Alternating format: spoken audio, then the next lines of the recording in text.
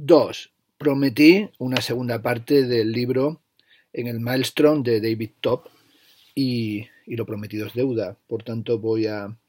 continuar por donde lo dejé. Lo dejé más o menos por la mitad del libro y bueno, en este libro que como decía trata sobre música, improvisación y el sueño de la libertad antes de 1970, pues analiza las prácticas improvisatorias que se dan eh, desde comienzos del siglo XX hasta este momento, y en la página que lo había dejado, por la página 180, analiza cómo la música funciona como un laboratorio de aquello que es posible en la sociedad, y analiza aquí, por ejemplo, las obras de Jackson Maclow y la relación de Jackson Maclow con el Living Theatre, o cuando el Living Theatre puso en escena la obra de Luigi Pirandello, Esta noche se improvisa, que bueno, es sin duda una cuestión fundamental también el teatro y la dimensión de la improvisación. Dedica también unas páginas muy interesantes a Pauline Oliveros y bueno, la importancia que ha tenido Pauline Oliveros cuando fundó el Deep Listening Institute para promover una conciencia sonora por medio de retiros de escucha. Y bueno, también como la relación con Terry Riley, con Lauren Rush, ha sido una relación importante. Toma en consideración también la música en el Tratado de la Baba y la Eternidad, la película experimental, bueno, más que la música, los gritos y los cantos barbáricos de la película de Isidore Isou del año 1951. También considera la importancia que tuvo la Fundación Paul Mandelhut del Departamento de Etnomusicología de la Universidad de California en Los Ángeles. La importancia que tuvo, por ejemplo, para gente como Lamonte Young, que en ese laboratorio del UCL escucharon ragas clásicos de la India, el gagaku japonés o el gamelan de Java, y cómo en los años 50 Terry Riley o Lamonte Young grabaron improvisaciones para cortometrajes de la bailarina Anne Alprin. También analiza la importancia o cómo en esta época el lenguaje musical estaba dominado por piezas del serialismo, como la tercera sonata para piano y Le Marteau sans Matre de Pierre Boulez, o la Klavierstuche 11 de Clark Stockhausen, o December 1952 de Earl Brown, pero también el impacto que tuvo para toda una generación 4 minutos 33 segundos de John Cage. Este departamento de escucha, este departamento de etnomusicología de la Universidad de Los Ángeles, también tiene relación con el grupo de improvisación que en esa misma universidad se fundó en el año 1957, que fue fundado por Lucas Fox, y cómo para Fox era fundamental la improvisación para el músico clásico, porque era la capacidad de implicarse en algo precario, aleatorio y caótico. El capítulo quinto está dedicado a lo que llama subjetividades colectivas, y aquí bueno, son muy importantes las conversaciones y el análisis que hace del trabajo de Derek Bailey y sobre todo sus baladas, que es un material que he estado escuchando precisamente gracias a este libro. Analiza también o señala de la mano de Gary Peters cómo la peculiaridad de la improvisación libre es que no produce obras. Los improvisadores están constantemente rechazando la obra, el legado o el archivo. Bueno, que es algo que se podría evidentemente someter a discusión, porque también es cierto que hoy la obsesión por el archivo es total. Analiza también cómo la improvisación exige a los oyentes un nivel enorme de esfuerzo, dado que tienen que poder seguir su forma a medida que emerge, oír la interacción entre músicos al mismo tiempo que ellos mismos están tocando, y saca aquí una serie de consideraciones de gente vinculada con la improvisación como Fred Fried, Raymond Salvatore Hammond, Daniel Penny, Drew Daniel, Andrea Centenazzo, y como dice que cuando uno toca música loca obviamente se topa con gente loca. El capítulo 6 se titula En el calor y es una aproximación a la obra del grupo Gutai, del grupo de performers japoneses que hicieron su primera exposición en Tokio en el año 1955 con Saburo Murakami, y cómo todos esos trabajos del grupo Gutai, que en cierta medida es una lectura japonesa de la obra de Jackson Pollock, tienen que ver también con la dimensión de la improvisación o con el trabajo de cómo desgarrar, cómo modificar, cómo ir más allá de los límites de la pintura. Tong,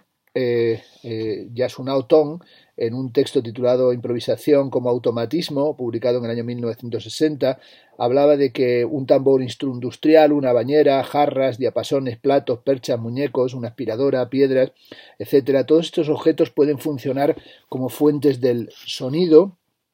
y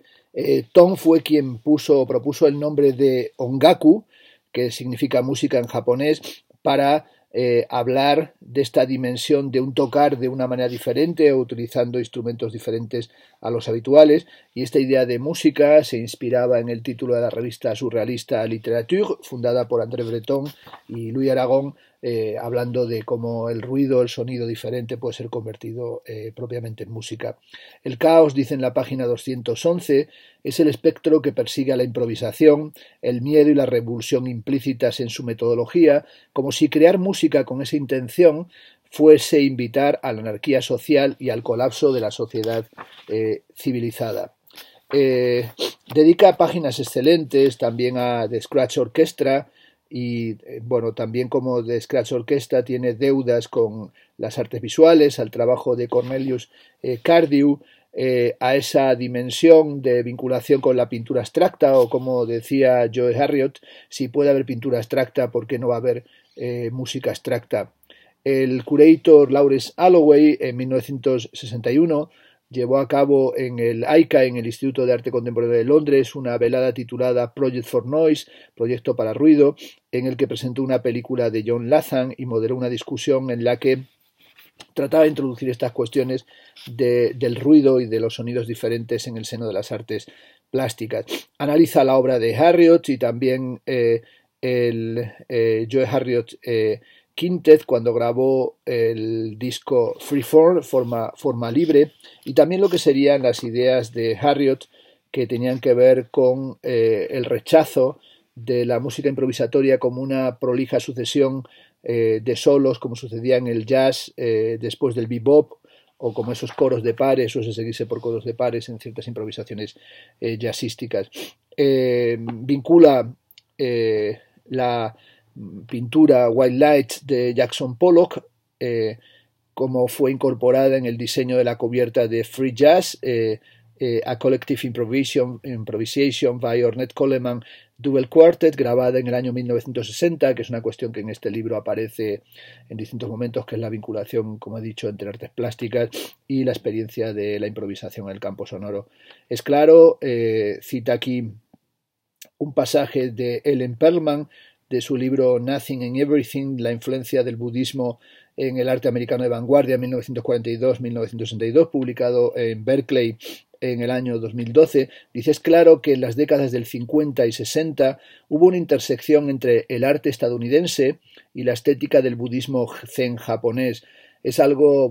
conocidísimo, y también hace no mucho la exposición que se hizo sobre Oriente y la relación con el arte contemporáneo español en la Fundación Juan March tenía que ver precisamente con esta cuestión. También analiza la importancia que ha tenido la cuestión improvisatoria o de la improvisación propiamente en los pintores de la Escuela de Nueva York, como Franz Klein, como Robert Motherwell, o también en Roberto Mata, y también la importancia que ha tenido o que tuvo para esta generación el arranque de la conciencia ecologista, el arte performativo, la antipsiquiatría, las prácticas artísticas comunitarias y colectivas, y también el despliegue de la literatura experimental. Son cuestiones que analiza, por ejemplo, Jeff Nuttall en su libro Bomb Culture, la cultura de la bomba, sobre todo cuando dice Nuttall que nada, ninguna cosa en particular, ninguna cosa definida, ninguna cosa aislada, ninguna totalidad omniabarcadora, ningún espíritu total es todo. Todo es nada, decía Nuttall. Para vivir plenamente tienes que reconocer el vacío significativo. Dedica unas páginas también muy bien elaboradas a Gustav Metzger, desde la 224 y siguientes, y a la idea del manifiesto del arte autodestructivo propuesta por Metzger en el año 1959. Hace un año y medio, dos, en el Musac de León se hizo una exposición precisamente sobre Gustav Metzger, una de las figuras cruciales del movimiento Fluxus o vinculado a Fluxus, y cómo para él lo fundamental era cortocircuitar la acción destructiva de la sociedad industrial y tomar esos procesos de desintegración para integrarlos en las artes plásticas. Señalaba a Gustav Metzger que el sonido amplificado del proceso autodestructivo puede ser una parte integral de la concepción total de la obra. En las veladas Mistifts, en las veladas inadaptadas que se celebró en el AICA, en el Instituto de Arte Contemporáneo, en octubre del año 1962, Gustav Metzger creó una construcción autodestructiva con sonido amplificado, papel, metal, vidrio, ácido, nylon, pintura fosforescente, plástico y reflectores. Algo que también este tipo de arte destructivo encontramos en Robin Page, pero también, como he sabido, hubo una enorme influencia de esta idea del arte autodestructivo en músicos como Pete Townshend de los Who, que hicieron que las ideas de la estética autodestructiva entraran también en el campo de la cultura pop. En el año 1962, Metzger fue invitado por Roy Ascott, pionero del arte telemático, a dar una conferencia en el Erling Art College, y su conferencia Arte autodestructivo, arte autocreativo, la lucha por las artes máquinas del futuro, fue la conferencia que causó una enorme impresión en Townshend, que era un joven estudiante de arte en aquel momento. También, evidentemente, es importantísimo el Festival del Días de la Destrucción en el Arte, el Simposio de la Destrucción en el Arte, que se celebró en el año 1966 en el Africa Center del Covent Garden de Londres, en el que participaron artistas como Yoko Ono, como Wolf Hostel, como AMM, como Juan Hidalgo, de Zag y John Latham.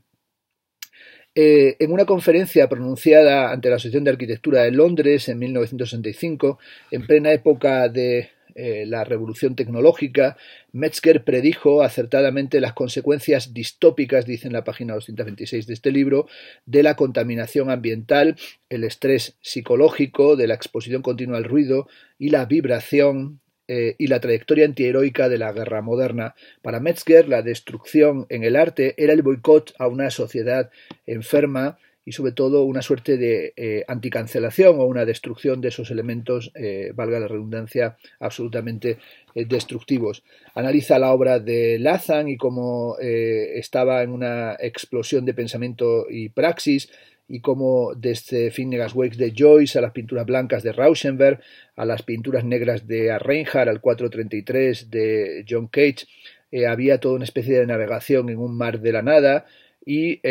Latham publicó en The Guardian una serie de un texto en el que hablaba de la importancia que tenían todas esas categorías, sobre todo cuando volvían al pintor realista absolutamente obsoleto. Latham había buscado ese camino de la improvisación, pero también ese camino de la destrucción, y se consideraba en aquel momento que una sierra o el sonido amplificado de una sierra, como pensaba Gustav Metzger, era la forma más importante y crucial del sonido. Jonathan Franzen, en el libro Libertad, dice que el carácter propenso a la fantasía de la libertad ilimitada es también,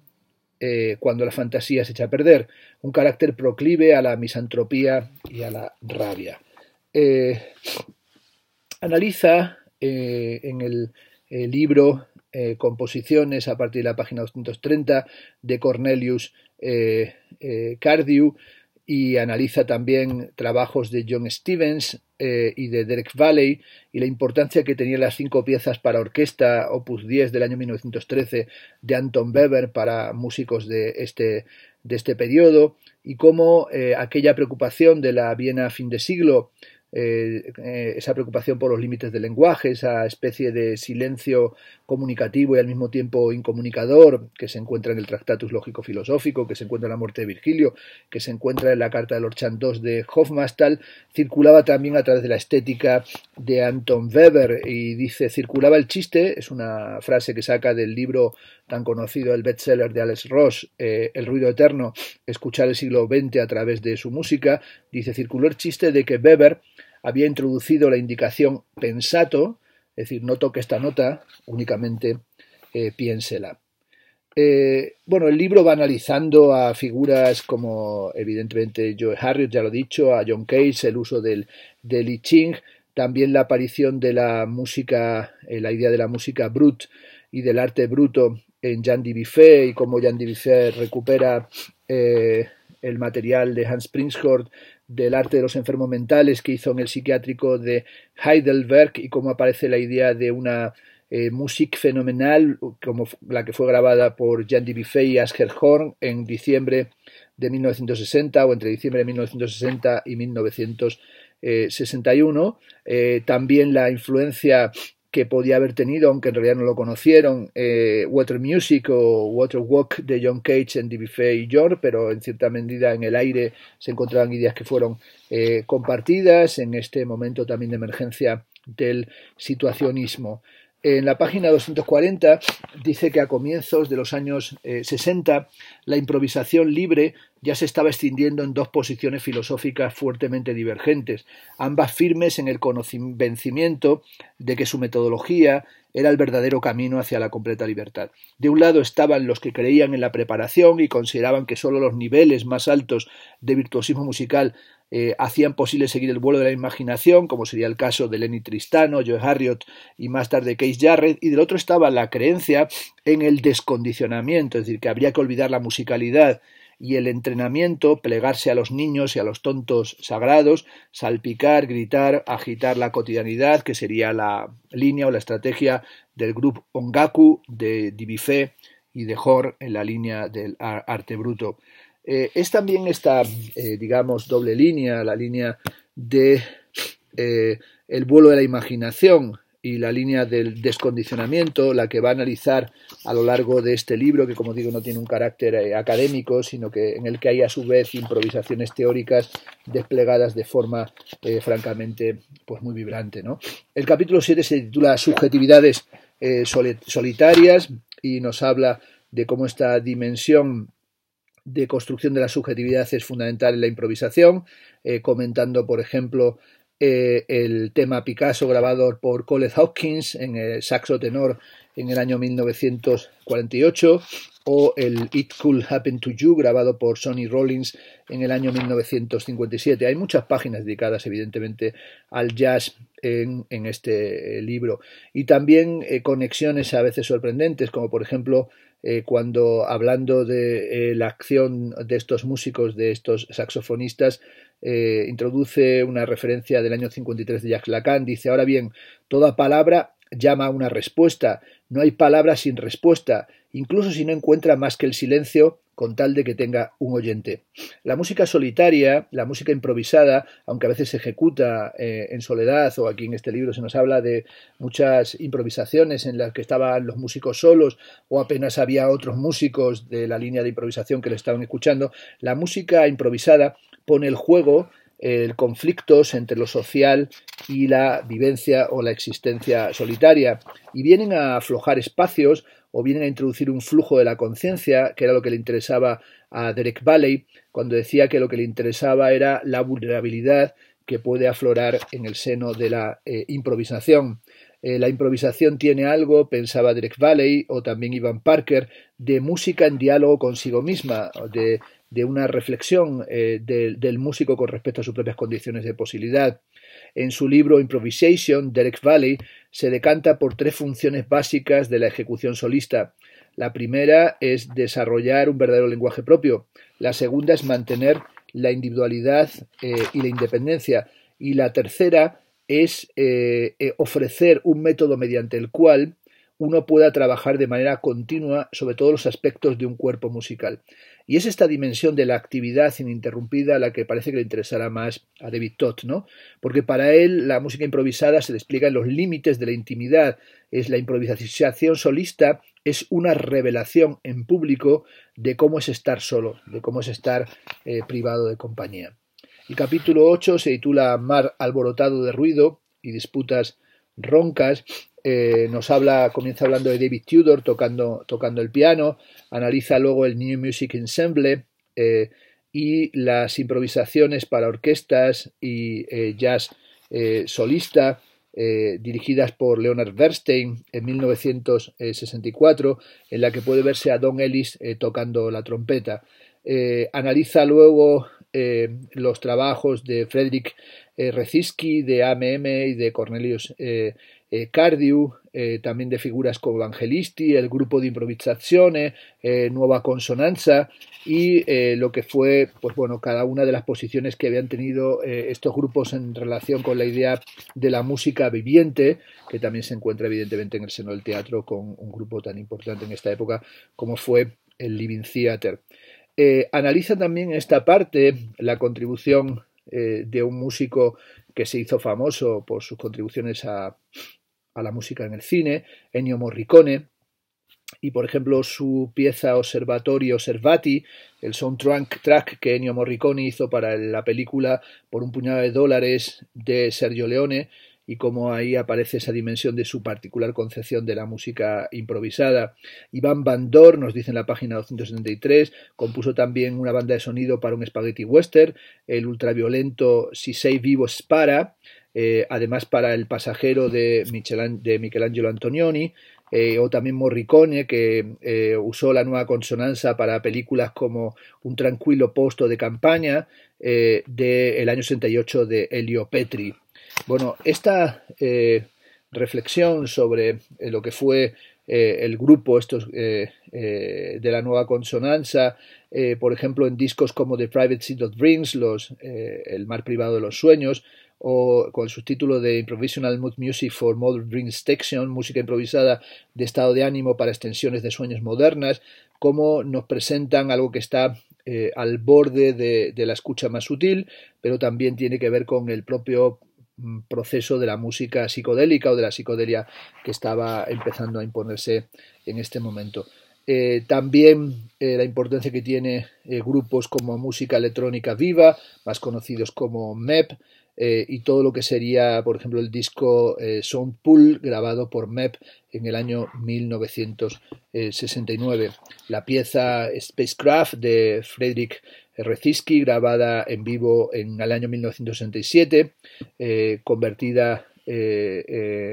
o también discos como Live Electronic Music Improvised, compartido por AMM. Es una música, dice David Todd, inmersiva y evocadora de la música escalofriante de los Jamubasi. La serie de composiciones de Alvin Curran para bocinas de niebla y sonidos ambientales e instrumentales también lo analiza en relación con la idea del antropólogo Victor Turner, cuando Turner definió el ritual como una performance transformativa que revela las principales clasificaciones, categorías y contradicciones de los procesos culturales. Turner señalaba que el ritual no es necesariamente un bastión de conservadurismo social. Sus símbolos no se limitan a condensar valores socioculturales preciados, antes bien, mediante sus procesos liminales, sostiene la fuente generativa de la cultura y la estructura, de allí que por definición el ritual se asocia a las transiciones sociales, mientras que la ceremonia se vincula a los estados sociales. La ejecución de un ritual es la fase distintiva en el proceso social por medio del cual el grupo y los individuos se ajustan a cambios internos y se adaptan a su ambiente externo.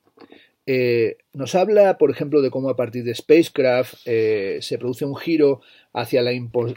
espontaneidad, que tiene que ver también con la transformación hacia la espontaneidad y lo inconsciente en la literatura, en la pintura, en ese momento angloamericana especialmente, y cómo el libro de Daniel Belgrach de Cultural Spontaneity, la cultura de espontaneidad, improvisación en las artes en la América de la posguerra, identifican una idea de espontaneidad como una modalidad de resistencia al liberalismo corporativo y al aumento del control burocrático, y es algo que se encuentra, por ejemplo, en la poesía de Charles Olson.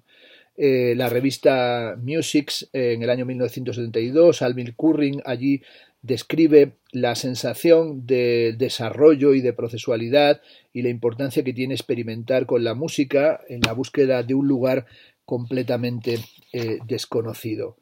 El impacto de John Cage sin duda resuena con fuerza a través de toda esta época y todas estas prácticas en los primeros tiempos del MEP, en músicos como Rzeszki y sobre todo en esa búsqueda de una música que puede surgir de todo. La filosofía de Cage del sonido, de que todo el sonido y la música fluye a través del mundo, se encuentra en la obra de Curran, en la propensión natural de Curran a procesar la memoria sónica como una experiencia estética personal y omniabarcadora. La misión de la música sería para Curran, como para ciertos performers como Jean-Jacques Level, la de transformar el yo, liberarse de la historia personal y apropiarse de antiguos espacios de ejecución, es decir, conducir la subjetividad hacia un estado de inestabilidad permanente. El improvisar era para ciertos músicos una práctica política en sí mismo, dado que en tanto acción colectiva sin texto, director o continuidad histórica no tenían ninguna legitimidad institucional. El aire en esta época estaba lleno de sonidos. Decía Philip Larkin en un poema del año 1955 que por debajo de todo corre un deseo de olvido. Una secuencia, dice en la página 268, cerca del comienzo de la película de Antonioni del año 70, Zabriskie Point, nos muestra una camioneta roja que avanza entre carteles, señales de tráfico, policías motorizados, depósitos de chatarra y contenedores. Un enorme cartel muestra escenas de granjas idílicas sobre una fachada que esconde la realidad brutal de la producción industrial en las afueras de Los Ángeles. La disonancia es acentuada por chorros de notas de sintetizador que parecen disparados desde las imágenes como invisibles dardos venenosos.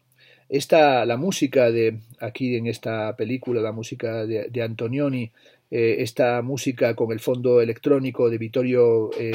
o la música que está también en El Desierto Rojo, la música de Vittorio Gelmati del año 64, esos chorros de sintetizador atribuidos en los créditos a Mep, pero que fueron producidos por Richard Teitelbaum en colaboración con Curran, Reziski y el contrabajista clásico Jeff Levine, tienen relación con todas las improvisaciones y semi-improvisaciones de larga duración que se habían realizado ya en el free jazz por Ornette Coleman, por John Coltrane, pero también con la música de Terry Riley, por la música de Toshi Ichiyanagi, por las piezas de Marion Brown, por Witches Brew de Miles Davis, por Sound de Roscoe Mitchell. Sin duda, el libro de David Topp nos abre un océano del sonido y nos abre a ese momento que tal vez en el que sea emblemático tal vez la imagen o la escena de Blow Up también de Antonioni, en el que aparecen los Yardbirds tocando The Train Came Rolling en un club londinense y Jeff Beck destruye una guitarra, la arroja a un público indiferente que se transforma en una muchedumbre histérica. Bueno, este momento de música improvisada, de free jazz, de transformaciones en la literatura, en las artes plásticas, en la cultura en general, es algo que a lo largo del libro va a ir analizando con enorme brillantez David Topp, que nos acerca también, como hacían libros anteriores, a Kraftwerk, y como también los Kraftwerk tienen esa dimensión de improvisación y de una liberación extática por medio de la repetición, pero también habla de este momento de ideología de la libertad, del amor y de la paz que se encontraría en las estéticas hippies y post-hippies o los derivados de aquel corto verano del amor. Analiza y le presta mucha atención a MM y a cómo en MM se encuentra una concepción de la belleza o de la estética vinculada, podría vincularse a la pintura de Rauschenberg, a las acciones de Latham, a la obra de informalista de Burri, al arte bruto de Dubuffet, a la figuración cruda de Bacon, a las pinturas abstractas de Tony Tapies, a David Smith, a Eduardo Paolozzi, a las texturas sobrenaturales de materia viva y muerta de las fotografías de Walsh, a Bill Brandt, a Kikuji Kawada, a Raymond Moore, a películas como La piedra filosofal de Satyajit Ray, al Silencio y persona de Ingmar Bergman, pero también a lo que llamó más adelante Yves Saint Laurent y Rosalind Krauss en su exposición L'Informe Mode d'Emploi, el materialismo bajo, es decir, esa idea del materialismo bajo que se encuentra en Georges Bataille, ¿no? Es decir, la materia sin forma, el materialismo bajo que no reclama nada, sino que niega que las cosas tengan que ser constantemente asimiladas a un concepto. Bueno, sin duda el libro de David Todd que, como digo, hace magníficas conexiones entre música y artes plásticas. Por ejemplo, en torno a la página 307 analiza, vuelve de nuevo sobre Jackson Pollock y sobre las pinturas de apariencia inconexa, que sin embargo pues son recogidas por la estética de la música de periodos posteriores, o Roy Lichtenstein y la influencia que tuvo su exposición en la Tate del año 1964, o también la exposición a la Whitechapel de los años 60, de mediados de los 60, de Robert Rauschenberg, y cómo las combing paintings de Rauschenberg parece que tuvieran que ver con lo que está surgiendo en el sonido de AMM cuando trabaja con capas de sonido con ruidos, o por ejemplo la pintura de Rauschenberg Broadcast, en la que utiliza 3 radios sintonizadas en distintas frecuencias como elementos que están incrustados en la propia tela, en la que hay impresos trozos de periódicos, y también se encuentra un peine de plástico. En la página 308 dice que los artistas visuales tenían las manos metidas en la mugre, la mierda y la herrumbre, trabajaban con bordes cortantes, superficies que podían causar heridas o infecciones, imágenes baratas de accidentes, un enfrentamiento físico con materiales elegidos no porque funcionasen dentro de un estrecho marco de reglas, sino porque estaban tirados en la alcantarilla, esto es basura, escombros, objetos producidos en masa, gomas de neumático o la cabra de Angora embalsamada que Rauschenberg compró en una tienda de muebles usados de la Séptima Avenida. Las pinturas, dice Helen Molesworth, en un catálogo sobre Robert Rauschenberg, las pinturas ponen en acto el cuerpo liberado por medio de la excreción. Son una fantasía narcisista de su autoalumbramiento. Ceden ante el delirio del cuerpo que produce su propio conocimiento. Bueno, voy a dejar aquí, ahora que ya llevo 31 minutos, la revisión del libro de David Todd, que en capítulos más adelante sigue con Cornelius Cardew, habla de Eraset, el dibujo borrado de Willem de Kooning del año 53 de Robert Rauschenberg, o la importancia que tiene el colectivo Oulipo, o nos habla de autodeterminación y abandono, de la dimensión del tránsito, del viaje, la importancia que tuvo la improvisación para un músico como John Cale, o también lo que fue el comienzo de la Velvet Underground, cómo se fueron construyendo subjetividades colectivas y cómo hay una búsqueda de una experimentación en la línea de François Jullien interpretando la pintura china, que se acerca a lo sutil y que no meramente es brusquedad, sino que busca desestabilizar el dualismo de lo concreto versus lo intangible. Se adentra a la idea de cómo a veces escribir, que es lo que sucede en este libro, es escuchar concentrado, y es una escucha y una observación que lleva a lo digresivo y que lleva a escapar de los marcos de lo académico. Establece también, por ejemplo, una bellísima reflexión sobre el libro de James Guy con Walker Evans, Elogiemos ahora a los hombres famosos, en los que James Guy habla de cómo escuchó en una ocasión cantar a unos negros y cómo cantaron una canción que para él fue una auténtica maravilla, aquella improvisación, y que le abrió como una dimensión diferente del sonido. Analiza también la flauta o los solos de flauta de los discos y de las piezas de Dolphy, como un músico por el que tiene sin duda una enorme predilección, y particularmente el dueto de Dolphy con clarinete con el contrabajista Richard Davis, que está en el álbum del 63 Conversations. Le interesa también el ruido contrapuntístico, la reflexión sobre el ruido contrapuntístico, la reflexión sobre la música del jazz de Keith Rowe, cuando dice que los músicos negros han inventado esa música de jazz de carácter contrapuntístico, cómo aparece ese sonido en el que el silencio no es perfecto, por seguir las famosas ideas de John Cage, de su búsqueda del silencio perfecto y la imposibilidad propiamente de encontrarlo, la condición de esta música como una música que tiene algo de ruido de sangre, en el sentido de Cage, y también de música del aliento, y que tiene mucho que ver, evidentemente, con lo que sucedía también en la literatura de posguerra, a final de los años 60, con novelas como Malone muere de Samuel Beckett, La campana de cristal de Sylvia Plath, el libro de Caín de Alexander Trotsky, Oigo voces de Paul Abelman, El cuaderno dorado de Doris Lessing, Otro país de James Baldwin, o La celosía de Alain Robbe-Grillet, y cómo hay aquí unos laberintos narrativos que crean un estado de ánimo que nos muestra la subjetividad de este periodo como una subjetividad incomunicada o que no es capaz de comunicarse de la forma habitual, de la forma establecida. Es sin duda esta dimensión del teatro del absurdo y de la angustia existencial también del periodo, la que pone en relación también con la noción de música elegante, con el gagaku japonés, con la hibridez de la música y con el atractivo de las prácticas de una música que se manifiesta globalmente como una música transcultural, o lo que serían la idea de la música como un ritual interactivo, como surgía de las improvisaciones de John Stevens o del Spontaneous Music Ensemble. John Stevens le va a dedicar importantes páginas en el libro, como también va a ponerse en relación con el teatro del absurdo y como en el teatro del absurdo el público se enfrenta con acciones carentes de motivación, los personajes se encuentran en constante flujo fuera del reino de la experiencia racional y no saben lo que va a ocurrir a continuación, porque puede ocurrir cualquier cosa, pero eso es también lo que pasa evidentemente en la vida. El libro, como digo,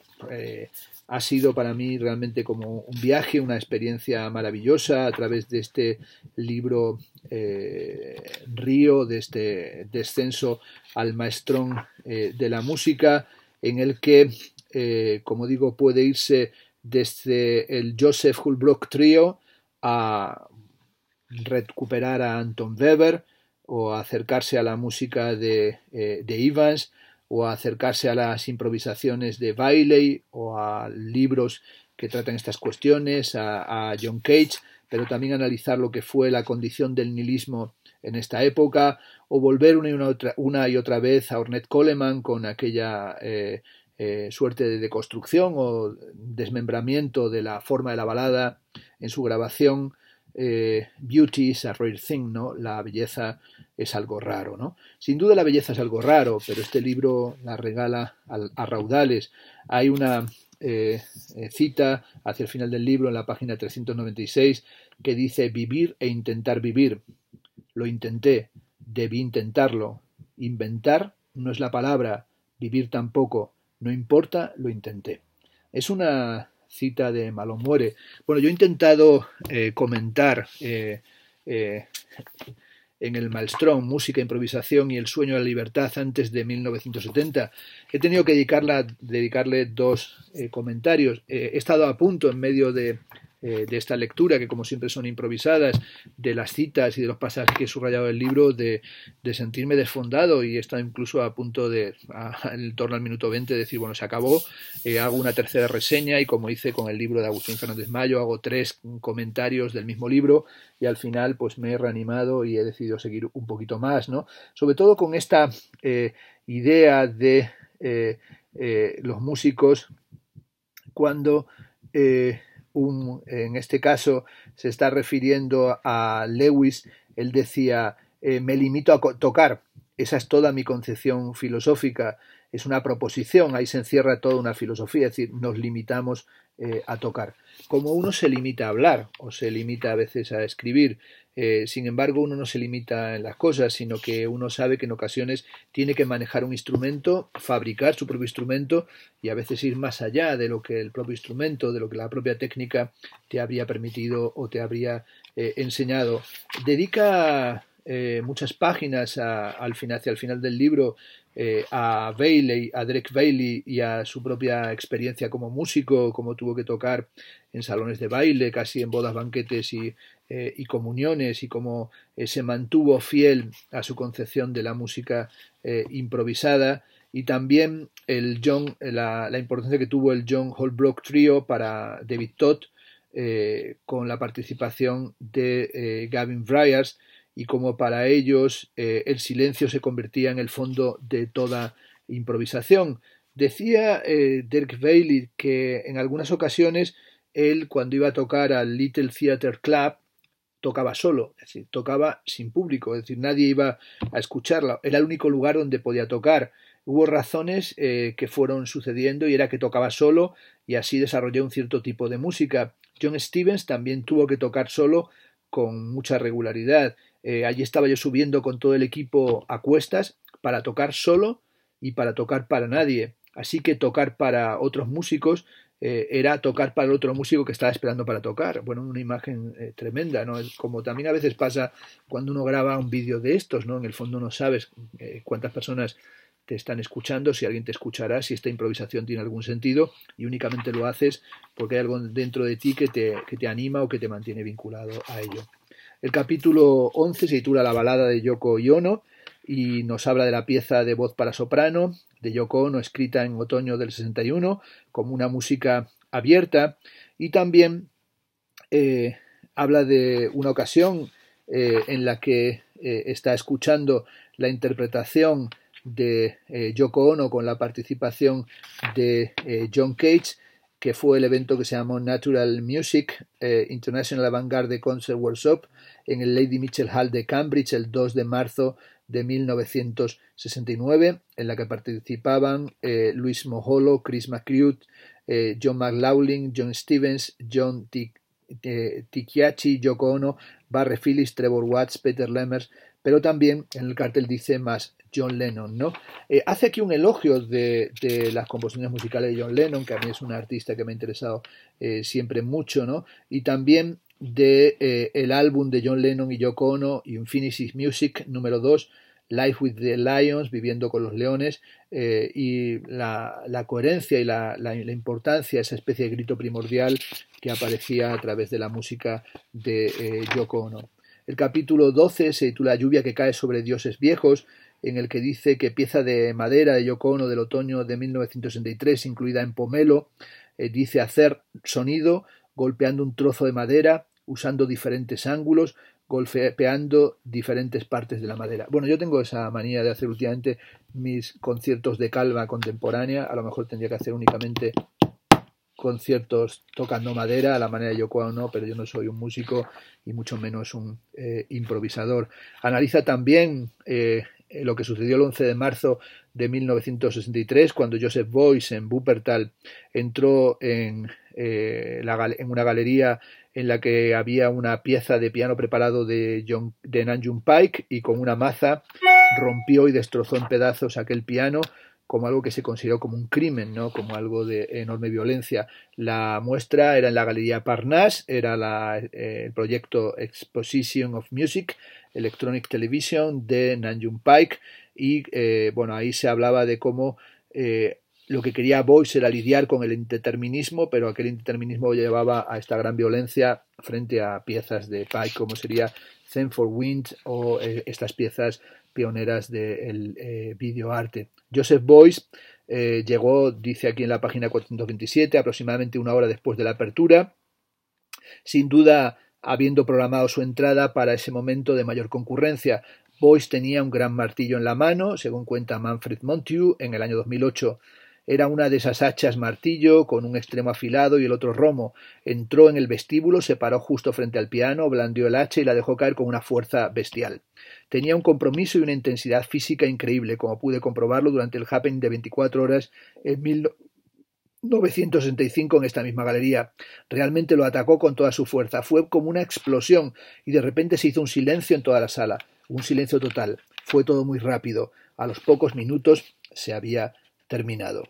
¿Dónde están los límites y las fronteras de la improvisación libre? Se pregunta en la página 428. ¿Cómo puede la improvisación definirse a sí misma? ¿Cómo puede funcionar dentro de la sociedad y actuar sobre la sociedad? ¿Cómo puede renovarse después de más de medio siglo para seguir siendo improvisación sin caer en la rutina, el cliché y el estilo?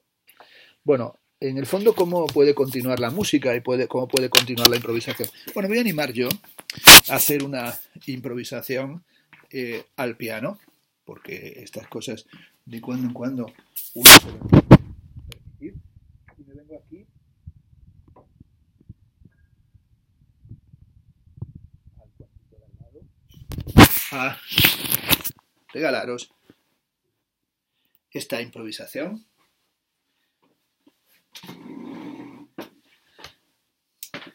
No es algo que tenga la costumbre de hacer, pero sí que es bueno que en esta ocasión me lance a hacer esta improvisación.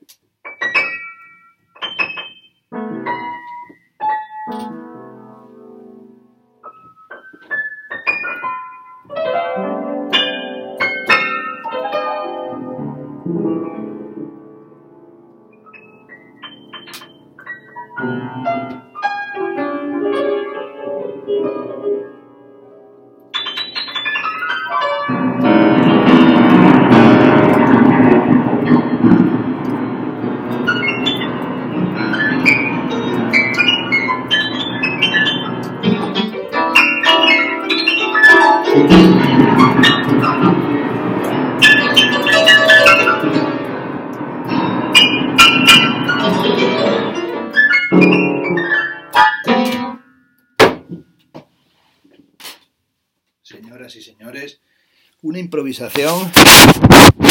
tremenda, un regalo para los amigos en Navidad. Espero que el libro os interese y seguramente disfrutaréis como yo disfruté con él.